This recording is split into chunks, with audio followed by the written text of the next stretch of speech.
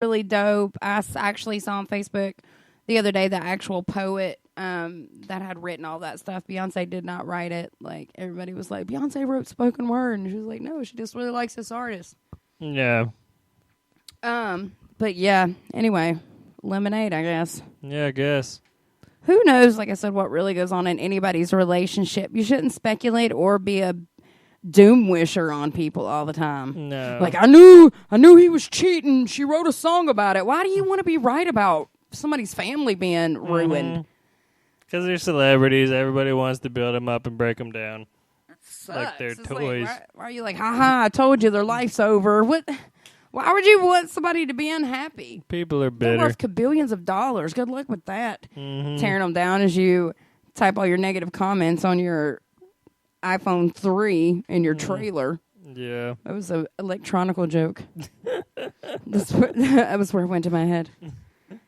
Yeah. So you got any other news? Anything you want to chat it up? Prince died. I think everyone's probably aware of that by now. Yeah. I couldn't go anywhere without being told that. And then that was the day I had to admit, finally, open to the public, that I don't really listen to any of his music. Never was a huge fan. Well, you did that week. I mean, I tried not to.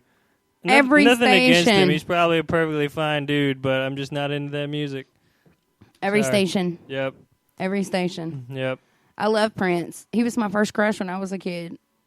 But my first Hollywood crush, I guess. Yeah. He seemed to represent the 80s pretty hard, and I'm not a huge fan of anything in the 80s. He was just magical. It was a magical little man and different. Yeah. But in a cool, very cool way. Like, if somebody posted a meme about him and they were like, who else do you know could wear heels and tight flared pants and still pull every bitch in the room? Yeah, and more power to him. Meh. That's not an aspiration of mine, but sure. R.I.P. Prince. Yeah. R.I.P. Woo, woo, woo, woo. Yeah.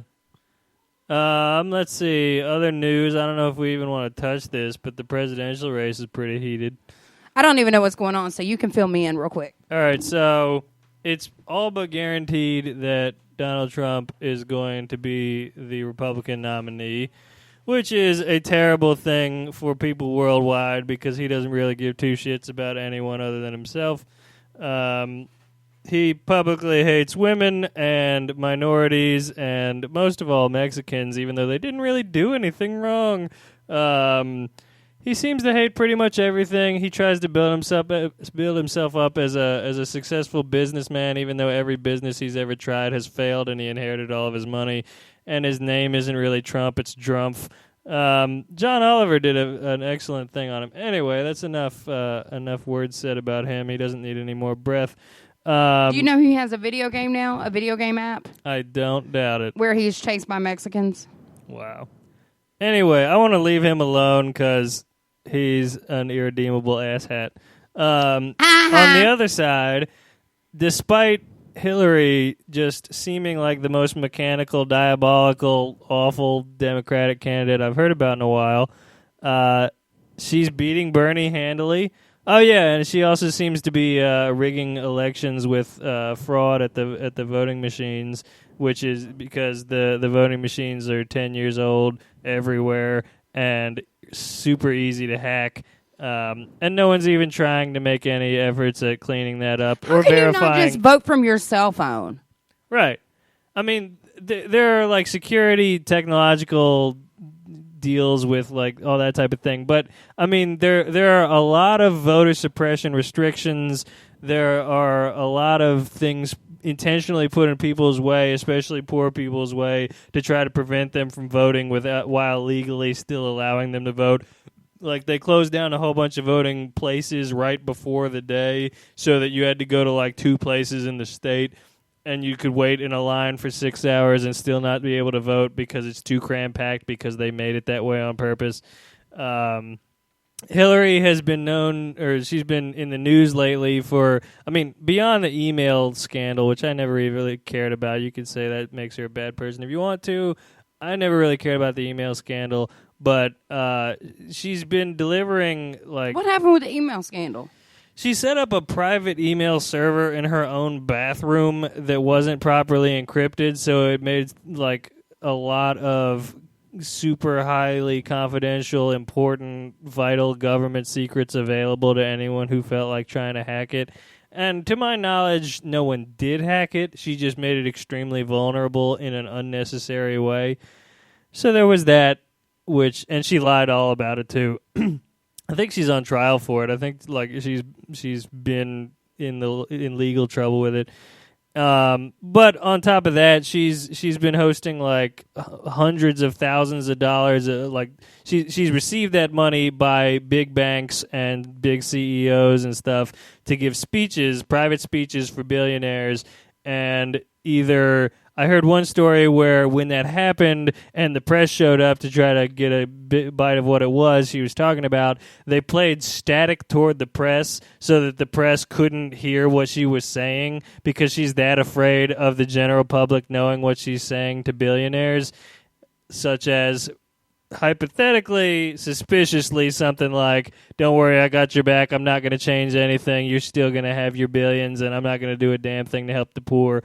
And Bernie came out trying to say, just release the transcripts. Like, you've got the transcripts. If you want to be transparent and you want the American people to know what you're about, let the American people know what you said to these billionaires. And she just refuses to do it no matter what.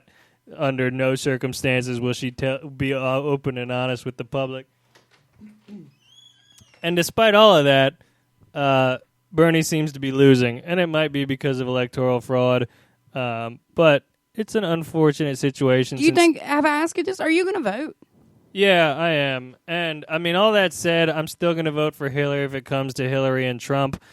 I'm just going to be really depressed about it. Yeah. I feel like all the leaders of all the other countries in the world are sitting back waiting to see what kind of dumbass mistake's going to come out of this. Right. I've the greatest country in the world. Yeah, I've heard a lot of like foreign people online say this is really an IQ test for America, and we are failing legendarily. It's really depressing. So if I wish didn't Kanye would run. Can he still run? Is it too late for him to run? I think so. Mr. West is in the building. He'll run next time. He probably will run next time. No, I think he'd be a terrible president too, but at least he'd be better than all the current candidates except for Bernie. Because of his ego? He's got a big ego. Yeah. Such a big ego. And he doesn't seem like he knows anything about anything important, and he also seems like he's not willing to admit that he doesn't know things. I don't know. He knows how to get Kim Kardashian pregnant with beautiful children. And he knows how to make amazing music when he chooses to, which hasn't happened lately. But yeah. I sound bitter. I'm not even that bitter at Kanye anymore. I got over it. I'm bitter about Hillary. Yeah, I don't know if I'm going to vote because, as I've said many times, I'm one of those people that doesn't necessarily believe that my vote counts. Yeah, I don't necessarily either, especially with all this fraud going around. And the sad thing is, I would love for there to be a female president. I just would love for there to be a qualified female president more. And I don't want to vote for a woman just because she's a woman. I want to vote for a woman because she's a better candidate than the man. I'm going to run for president, Dave. Do it. I'd vote for you. Would you? Yeah. I think I'm going to run for... What are the qualifications to run for president? You have to be over 35. You have to be Check. a U.S. citizen. Check. You probably have to lie to a lot of people, accept a lot of money. I don't know. I don't think I would lie. You might not be dishonest enough. I think that... I don't think I'd have to lie. I think I could just be me, and people would vote for me. Yeah, maybe. Be like, what's going on with Syria? I don't fucking know that bitch. You know what I'm saying? Like... I try to talk to her. She doesn't. I Google just have things to get for me. if I ran for president, my vice president would have to be a 4-term senator. Like I would have to have somebody that really knew. Yeah. Hey, I know that you enjoy sitting around in the pool in the backyard all day, listening to rap music, but we got a real situation and blah blah blah. And here's what I think you should do. And I'd be like, do it, just do it, Daryl. That's his name in my head. And that's the type of humility that I don't think is very common in politics. The ability to say, I honestly don't know what I'm doing. You seem to know what you're doing. How about we use your ideas? You don't really hear about people doing that. They're like, oh, I know the answers to everything. I got us covered no matter what. And people don't in real life, but they won't admit it. No, I would totally admit it. And the first order of business would be to legalize. Where do you think I'm going? What do you think I'm going to say next? Codeine? Codeine? Marijuana? Yes. Yeah. No, that probably wouldn't be my first order. I feel like I have always wanted to come up with a program that could set kids that are up for adoption, that want to be adopted, that have gotten lost in the system, with parents, not foster parents, but parents that legitimately really want kids, and whatever that family looks like. I don't think that you should look at them and be like, oh, that's a black family, we're not going to give them a white child, or, oh, it's a gay couple, we're not going to give them, a little boy, or whatever the situation is. Like, just, if somebody fits the criteria and they want to love these kids, fucking let them. Yeah. I feel like that's a big hiccup in our system. And I've always said that I wish that there was some way, because I know my parents waited forever to adopt me. So I know that there are tons of parents out there, they really want a baby. I see it all the time. And it's like, but there are kids that really want somebody to love them. Mm-hmm. Like, just sitting there in a home right now next to some kid named Timmy that farts too much in his sleep. Like, man, I wish I had my own room. Yeah. I really don't know anything about the system as it is, but, I mean, what you're saying makes sense. Michael Moore is coming out with a new movie. What's it called? I'm getting ready to look it up right now. Yeah, I heard about it. Is it called Where to Invade Next? Yeah. But part of it is he looks at, God, where is it? Where's the school? Some school abroad, and they only make their kids go to school 3 hours a day, and their educational system bypasses ours. Like, I don't know the numbers. Probably like Norway or Sweden. Yeah, I think it was Norway. Yeah, and it's because they feel like the quality of life for kids is more important than trying to constantly make them do homework and never give them any time to be outside. Right. I don't know though. It seems like the quality of life for adults there is significantly higher, too. It seems like when you focus on education and happiness, quality of life, like the minimum being adequate, everything is better. Michael, I don't know everything about this movie, but I have a funny feeling that it's just Michael Moore basically acting like America ain't shit.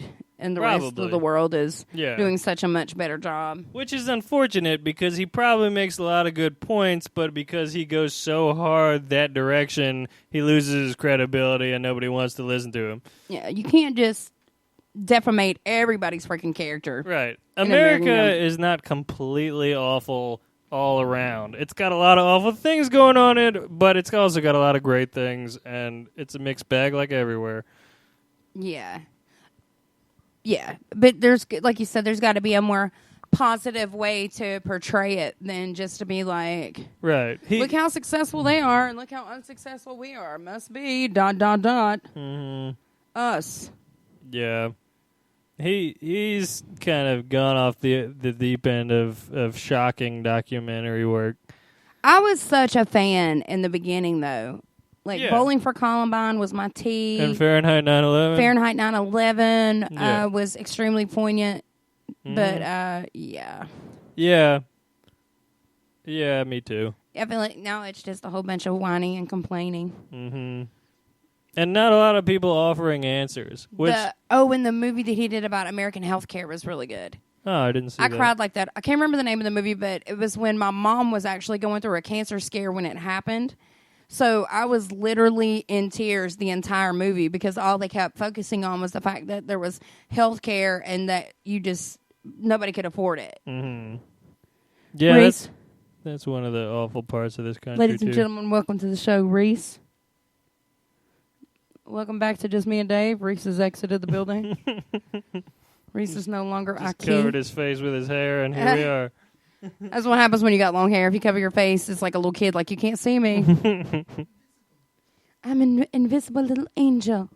Yeah, so he's done a lot of good stuff, but I do agree. I think sometimes he's just a bit much and a bit extra. And you have to have some sort of balance to your point if you're going to be open and honest and credible. Because nothing is really going to be that black and white for the most part. Nothing is going to